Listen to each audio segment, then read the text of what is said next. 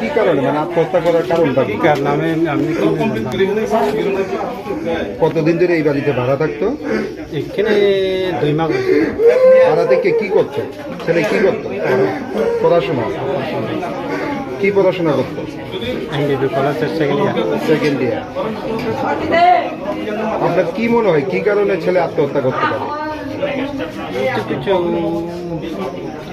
বইতে পারে দেখি না, বইতে সে জীবনে দেখছি না এরকম। ছেলের আব্বাব দেখে বুঝছেননি মানে ছেলে কোনো মানে টেনশনে আছে বা না, টেনশনে তো নাই। ছেলের সঙ্গে কোনো সময় আলোচনা হয়েছে নি যে কোনো সমস্যা আছে ছেলের এরকম হয়েছে? নাই, কোন সমস্যা নাই করে। না, আমি তো মোবাইল ডিউটি আসলাম, এরপরে তোমার জিডি থেকে কল করা হয়েছে, এখানে বলকানের দিকে একজন মানে হ্যাঙ্গিং হয়েছে। এরপরে আইয়া দেখতে পারে তো একটা ছেলে কলেজে পড়াশোনা করে, হ্যাঁ কলেজে পড়াশোনা করে, তাহলে আমি হ্যাঙ্গিং অবস্থায় পাইছি আর কি। এখন ওনার বাড়িতে হইল সাদিরাম ঠাকুরপাড়া অভিচরণ। এই বাড়িতে কি করতো?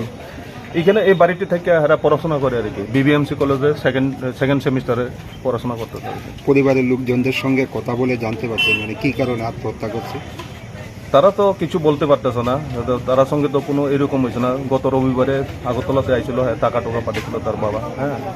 তারপরে এই ব্যাপারে তো তারা তো চুপ করতে পারতেছে না, এই ব্যাপারে তারা কোনো। ছেলেটার নাম কি? ছেলেটার নাম হলো